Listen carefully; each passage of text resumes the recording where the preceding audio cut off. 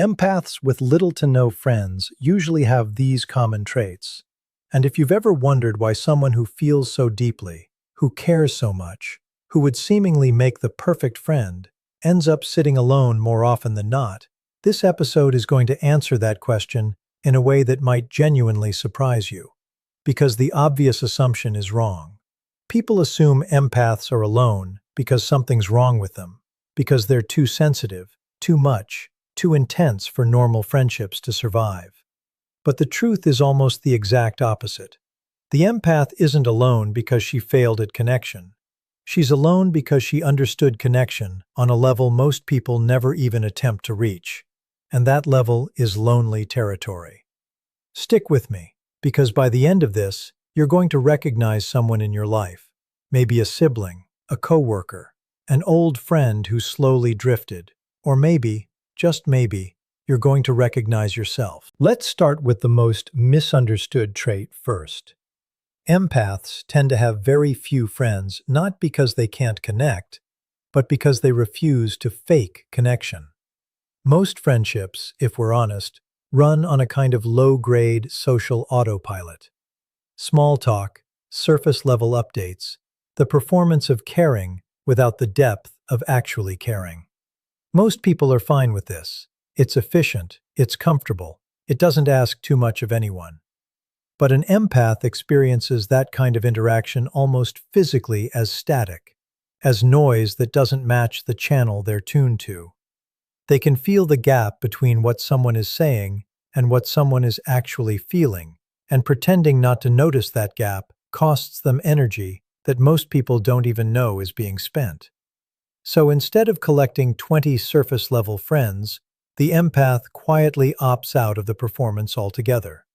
Not because she's antisocial, because she's allergic to pretending. This leads directly into the second trait, and it's one that explains so much of the isolation. Empaths are absolutely exhausted by most social environments, and exhaustion, over time, looks identical to avoidance from the outside. Here's what's actually happening neurologically and psychologically. People high in trait empathy show heightened activity in regions of the brain associated with mirroring other people's emotional states. In simpler terms, when you're upset, an empath doesn't just notice you're upset. Some part of her nervous system actually starts to feel a version of it too. Now imagine doing that in a room of 15 people at a party, all with their own undercurrents of stress, insecurity, excitement, tension.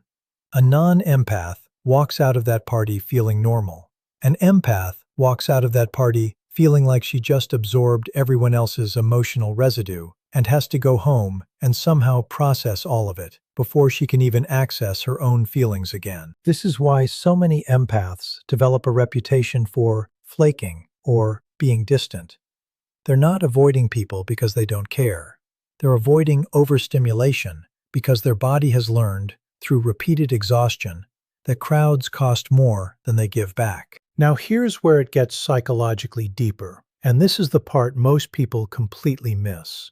Empaths with few friends often have an extremely high radar for inauthenticity, and that radar makes most casual social circles borderline intolerable. They can sense when someone's being kind for the sake of being liked, rather than because they actually mean it. They can sense when a compliment is currency in a transaction rather than a genuine observation. They can sense, almost instantly, when someone is performing a version of friendship rather than actually being present in it. And once you can see that gap clearly, you cannot unsee it. It's like learning to spot a bad edit in a movie. Once you know what you're looking for, it ruins the illusion for everyone else who's still enjoying the show. So the empath ends up in this strange position of being surrounded by potential friends, perfectly nice people, while feeling completely unseen by almost all of them, because nice and authentic are not the same thing. And she knows the difference even when she can't always explain it. There's a deeper psychological wound underneath a lot of this too, one that traces back further than most people would guess. A significant number of empaths report being the emotional regulator in their childhood households. The kid who sensed when mom was upset before she said anything. The kid who instinctively softened a room when tension walked in.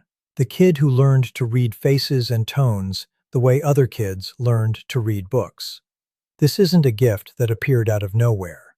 In many cases, it was a survival skill.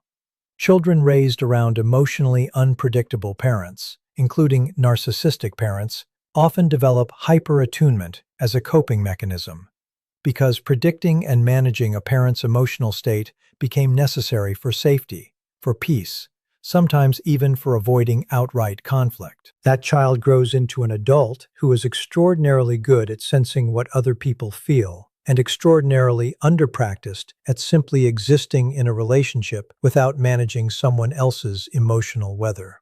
And here's the cruel irony. That exact skill set, the one that kept her safe as a child, is the same skill set that exhausts her as an adult and quietly pushes potential friendships away because she can't stop reading the room, even in a room as low stakes as a casual lunch with a coworker. This brings us to a trait that surprises people every time it's mentioned. Empaths with few friends are often deeply, almost paradoxically, private. You'd think someone this emotionally attuned would be an open book, constantly sharing, constantly processing out loud. It's actually the opposite far more often than people expect. Because an empath has spent years absorbing everyone else's emotional baggage, she becomes fiercely protective of her own inner world, almost like she's guarding the one space that hasn't already been given away. She'll listen to your entire life story with full presence and genuine care, and then go home having shared almost nothing real about herself. This isn't manipulation, and it isn't coldness. It's self-preservation learned the hard way, often after one too many experiences of opening up to someone who didn't reciprocate that same depth, who took her vulnerability and either weaponized it later or simply didn't know what to do with something that emotionally honest. So she learns a quiet rule, usually without ever consciously deciding it.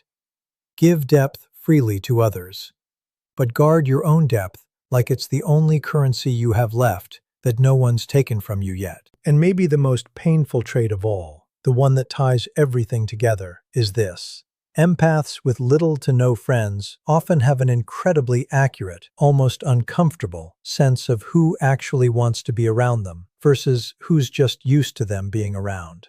This sounds like a small distinction, but it changes everything. Most people coast through friendships, never questioning whether the people around them would choose them again today, right now, with no history attached, just based on how they make each other feel in the present moment. An empath cannot stop asking that question, even subconsciously, because she's spent her whole life reading the emotional subtext underneath the words people use. And so when she senses, even faintly, that a friendship has become more habit than genuine connection, more, we've known each other forever, than, I actually choose to be here with you, she starts pulling away long before anyone else even notices anything's changed. Not out of cruelty, out of an almost involuntary honesty with herself that most people never develop the courage or the sensitivity to access at all. So by now you might be starting to see the pattern forming here, that what looks like social failure from the outside is actually something closer to social refinement taken to an extreme. The empath isn't bad at friendship. She's operating by a much stricter, much more exhausting set of rules than everyone else. Rules built from childhood patterns, nervous system overload, and an almost painful clarity about human behavior that most people spend their whole lives never developing. But there's one more trait, the deepest one, the one that explains why even when an empath finally does find someone who meets her at that level of depth, she often still struggles to let the friendship fully in. And that's exactly where we're going next. That final trait is this. Empaths with few friends often struggle to believe that genuine connection, once found, is actually going to stay. And this isn't paranoia, and it isn't low self-esteem in the way people usually picture it. It's something more specific, something psychologists sometimes describe as an anticipatory grief response in relationships, bracing for loss before loss has even happened.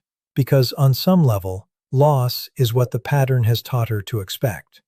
If you've spent years being the one who absorbs everyone else's emotions, while rarely having your own absorbed in return. If you've spent years being too much for some people, and somehow still invisible to others. You don't walk into a rare, genuine connection feeling safe. You walk into it feeling like you're holding something fragile that the universe is eventually going to take back. So even when she finally meets someone who reciprocates her depth, who doesn't flinch at her intensity, who actually wants to know what's underneath the surface, some part of her is quietly waiting for the other shoe to drop. And that waiting, that low-grade bracing, can ironically create the very distance she's afraid of, because it's hard to fully relax into something you don't yet trust won't disappear. This is where I want to slow down, because this next part matters more than almost anything else in this episode. If you recognize yourself in everything we've talked about so far, the exhaustion in crowds, the radar for fake niceness, the childhood spent reading rooms instead of playing in them, the privacy, the bracing for loss, I need you to understand something clearly. None of this means you are broken, or too sensitive, or destined to be alone. It means you were shaped by circumstances that demanded an enormous amount of emotional labor from you very early, and your nervous system adapted in the only way it knew how. That adaptation made you incredibly perceptive, incredibly compassionate, and frankly, exhausting to be around for people who were never asked to operate at that level of depth. The problem was never your sensitivity. The problem is that most social environments are built for people who don't have it, and you've been trying to fit into rooms that were never designed for someone who feels this much. So what actually changes this? Because awareness alone doesn't fix exhaustion, and understanding the pattern doesn't automatically rewrite it. The first real shift happens when an empath stops treating her sensitivity as a flaw to manage and starts treating it as a filter to trust. Instead of asking, "What's wrong with me that I can't maintain a big friend group?" the better question becomes, "What does it actually feel like when I'm around someone who's real?" Because once you've felt that, once you've experienced a conversation with zero performance in it, zero subtext to decode, zero emotional residue to carry home and process alone, most empaths describe it as almost disorienting in how good it feels. Like finally taking off a heavy coat you didn't realize you've been wearing for years. And that feeling becomes the new bar. Not, "Does this person like me?" Not, "Am I being too much?"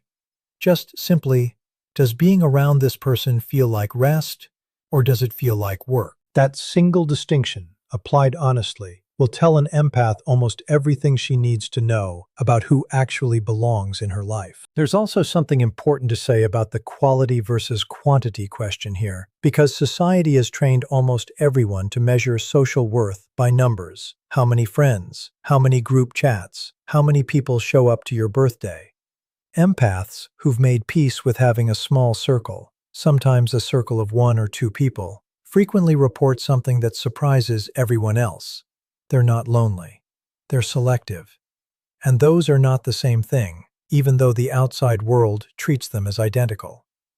A woman with 15 surface-level friendships can feel profoundly alone every single day, because none of those relationships touch anything real. An empath with 2 deeply honest friendships can feel completely held, completely seen, completely fine, because depth was always the actual currency she was after, never volume. The tragedy isn't that empaths have fewer friends. The tragedy is how long it often takes them to stop apologizing for that, to stop performing extroversion they don't feel, just to seem normal by everyone else's metrics. And here's something worth sitting with if you're an empath listening to this right now, or if you love someone who is. The friendships that do survive with an empath, the ones that actually last, tend to be remarkably resilient, almost unusually loyal, because she doesn't let people in casually. By the time someone has earned a place in her inner world, they've already passed through an incredibly fine filter, the inauthenticity radar, the energy cost-benefit calculation, the childhood-trained perception system that's been quietly evaluating them the entire time, often without either person realizing it was happening. So when an empath finally calls you a friend, in the real sense, not the casual sense, what she's actually telling you is that you passed a test most people don't even know they're taking. That's not something to take lightly. That's one of the rarest forms of being chosen that exists. So if you're an empath who spent years quietly wondering why you can't seem to hold on to big friend groups the way other people do, why crowded rooms drain you instead of energizing you, why you'd rather have one real conversation than 10 polite ones, I want you to hear this clearly. You are not failing at friendship. You're refusing to participate in its counterfeit version. And that refusal, exhausting as it is actually one of the most psychologically healthy things a person can do. The few people who do make it past your radar, past your exhaustion, past your privacy and your bracing for loss, are not lucky to know surface-level you. They're getting access to a version of presence and depth that most people will go their entire lives without ever experiencing from another human being. That's not a deficiency, that's rarity. And rarity, by definition, was never going to look like a crowded room. So the next time someone implies that having few friends means something is wrong with you or someone you love, remember what we just walked through. It's not a flaw in connection. It's a refusal to fake it. And in a world running almost entirely on performance, that refusal might be the most honest thing left.